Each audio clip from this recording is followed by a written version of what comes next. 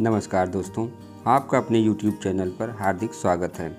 आज हम 100 days reading campaign के अंतर्गत 21 से 26 जनवरी 2022 से कराई जाने वाली गतिविधियों को लेकर हाजिर हुए हैं। तो आइए प्रारंभ करते हैं। स्कूली शिक्षा और साक्षरता विभाग शिक्षा मंत्रालय भारत सरकार द्वारा दिनांक 5 जुलाई 2021 से निपुण भारत मिशन का शुभारंभ किया गया है, जिसके अंतर्गत वर्ष 2026-27 तक प्राथमिक कक्षाओं में सार्वभौमिक मूलभूत साक्षरता और संख्या ज्ञान प्राप्त करने तथा बाल वाटिका से कक्षा 3 तक सभी बच्चों में पढ़ने लिखने और संख्या ज्ञान में ग्रेड स्तर की अपेक्षित योग्यता प्राप्त करने का लक्ष्य निर्धारित किया गया है। इसी संदर्भ में स्कूली शिक्षा और साक्षरता विभाग शिक्षा मंत्रालय भारत सरकार द्वारा एक महत्वपूर्ण पहल करते हुए 100 दिवसीय राष्ट्रव्यापी पठन अभियान रीडिंग कैंपेन की शुरुआत की गई है। इस पठन अभियान का उद्देश्य राष्ट्रीय स्तर पर सभी हितधारकों जैसे बच्चों, शिक्षकों, माता पिता, समुदाय, प्रशासक आदि की भागीदारी सुनिश्चित करना है, जिससे कि प्रत्येक बच्चा पढ़ना सीखे और उसके बाद सीखने के लिए पढ़ सके। रीडिंग कैंपेन के इस सप्ताह में अच्छी कहानियाँ, रोचक गतिविधियाँ एवं पठन सामग्री के साथ अभिभावकों के लिए विशेष कैलेंडर भी संलग्न किया जा रहा है। नया संकल्प फिर से ठाने, आओ पढ़कर दुनिया को जाने। अंतर्राष्ट्रीय मातृभाषा दिवस का आयोजन। दिनांक 21 फरवरी 2022 के दिन अंतर्राष्ट्रीय मातृभाषा दिवस को उत्सव के रूप में मनाए जाने के लिए निम्नलिखित 2 गतिविधियों का प्रस्ताव किया गया है। पहला है अपने विद्यालय को जानो और दूसरा है रीड-थॉन। अपने विद्यालय को जानो। अपने विद्यालय को जानो गतिविधि दिनांक 21 फरवरी 2022 अंतर्राष्ट्रीय मातृभाषा दिवस के दिन विद्यालय में व्यवस्थित करना है। शिक्षक छात्रों को स्कूल के चारों ओर ले जाएं और उन्हें अपने परिवेश का निरीक्षण करने के लिए कहें। छात्रों को कहें कि विद्यालय के आसपास जो भी लिखा गया है उसे पढ़ने का प्रयास करें, जैसे प्रधानाध्यापक कक्ष, कार्यालय जैसे शब्द शौचालय, बॉयज़ गर्ल्स लैब, पुस्तकालय आदि।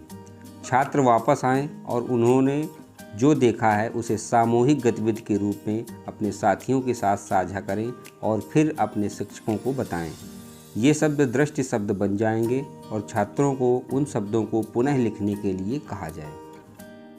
अब आइए जानते हैं रीड-थॉन गतिविधि कैसे कराई जाएगी। रीड-थॉन गतिविधि 21 फरवरी 2022 को अंतर्राष्ट्रीय मातृभाषा दिवस के दिन सभी विद्यालयों में शुरू की जाएगी। यह गतिविधि बेहद सरल और आनंददायक है और आसानी से उपलब्ध सामग्री संसाधनों की सहायता से की जा सकती है। छात्रों से रीडिंग कैंपेन का स्लोगन बनाने के लिए कहा जाएगा। बाल वाटिका से कक्षा 8 तक के विद्यार्थी इसमें भाग लेंगे और उन्हें 3 समूहों में वर्गीकृत किया जाएगा। समूह 1 बाल वाटिका से ग्रेड 2, समूह 2 ग्रेड 3 से ग्रेड 5, समूह 3 में ग्रेड 6 से ग्रेड 8 तक। शिक्षक 21 फरवरी 2022 से साप्ताहिक आधार पर निम्नलिखित गतिविधियां करने को कहेंगे। समूह 1 के छात्रों को पढ़ने के लिए कोई एक कविता, सुझाई गई सामग्री, सहज प्रिंट समृद्ध सामग्री एवं ऑनलाइन सामग्री आदि। समूह 2 एवं समूह 3 के बच्चों को पढ़ने के लिए एक कहानी, किताब उपयुक्त स्तर की, सुझाई गई सामग्री, सहज पुस्तकालय की किताबें, गूगल रीड अलॉन्ग ऐप एवं ऑनलाइन सामग्री आदि। लाइब्रेरी पीरियड में छात्र उन्हें उपलब्ध कराई गई कविता पुस्तक को पढ़ेंगे। सप्ताह के अंतिम कार्य दिवस पर सभी विद्यार्थियों को कक्षा में निम्नलिखित गतिविधियां करने को कहें। समूह 1 सप्ताह के लिए चुनी गई कविता का पाठ करें। समूह 2 सप्ताह के लिए चयनित पुस्तक के बारे में उनकी समझ समीक्षा पर चर्चा करें। समूह 3 सप्ताह के लिए चुनी गई पुस्तक की समीक्षा लिखें। सभी छात्रों को गतिविधि में सक्रिय रूप से भाग लेने के लिए प्रोत्साहित और प्रेरित किया जाना है। मार्च माह के अंत में प्रधानाध्यापक शिक्षकों द्वारा उन छात्रों को सम्मानित किया जाना है जिन्होंने सर्वश्रेष्ठ प्रदर्शन करते हुए सबसे अधिक कविताओं, कहानियों, पुस्तकों को पढ़ा है। सम्मानित करने का कार्य विद्यालय की बाल सभा मंच, खेल के मैदान, अभिभावक शिक्षक बैठक, शिक्षा चौपाल आदि में किया जाएगा। बाल वाटिका के बच्चों हेतु निम्न गतिविधियां कराई जानी हैं। सोमवार को गिलहरी, मंगलवार को भालू और मदारी की कहानी, बुधवार को ऊंट के अंडे, गुरुवार को मेढक का गीत, शुक्रवार को सबसे बड़ा छाता, शनिवार को मगरमच्छ की कहानी। ये सभी वीडियो दिए गए हैं जिनके माध्यम से गतिविधियां कराई जाएंगी।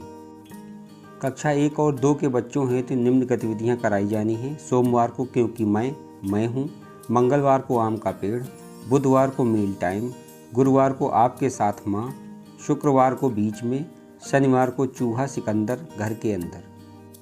विद्यालय में बच्चों के साथ की जाने वाली गतिविधियाँ। पठन उपरांत बच्चों के साथ विभिन्न प्रकार की गतिविधियाँ की जा सकती हैं। इस प्रकार के लिए आप बच्चों को किसी पढ़ी हुई कहानी के नए नाम शीर्षक सोचने के लिए कहिए। इसके लिए आप दिए गए ग्राफिक्स ऑर्गेनाइजर का उपयोग कर सकते हैं।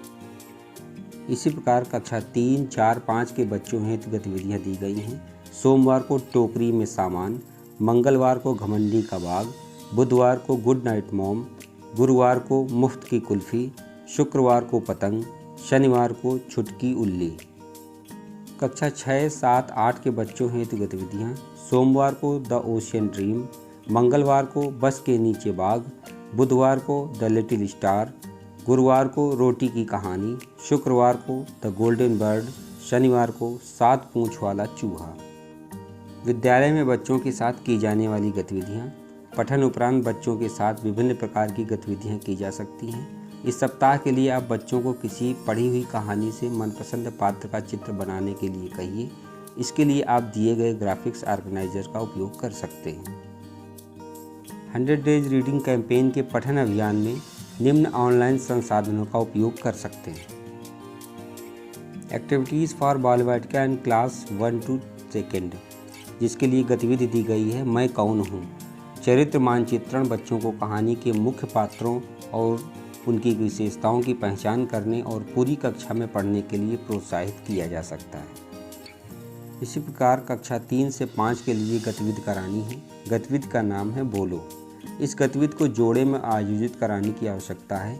एक छात्र लेखक होता है और दूसरा लेखक द्वारा रचित काल्पनिक चरित्र होता है। एक जोड़ी में दोनों छात्रों को चरित्र लेखक जोड़ी की एक किताब पढ़ने की ज़रूरत है। वे एक दूसरे से 5 प्रश्न पूछते हैं। उदाहरण के लिए रस्किन बॉन्ड, स्वामी और R.K. नारायण आदि के बारे में। लेखक द्वारा लिखित स्थानीय कहानियाँ और उनके प्रसिद्ध पात्रों का उपयोग किया जा सकता है। कक्षा 6 से 8 के लिए निम्न गतिविधि है। गतिविधि का नाम है पुस्तकों का सुझाव। प्रत्येक छात्र को एक पुस्तक के बारे में सोचने के लिए कहा जाता है, जिसे वे एक मित्र को सुझाएंगे। वे शिक्षक द्वारा प्रदान की गई पठन सूचियों का प्रयोग कर सकते हैं। चुनी हुई प्रत्येक पुस्तक से प्रत्येक छात्र को सबसे प्रमुख खलनायक चरित्र का चरित्र सारांश लिखने को कह सकते हैं। अभिभावक द्वारा बच्चों के साथ की जाने वाली गतिविधियाँ। कैलेंडर के अनुसार पेरेंट्स भी अपने बच्चों से निम्न गतिविधियाँ कराएंगे।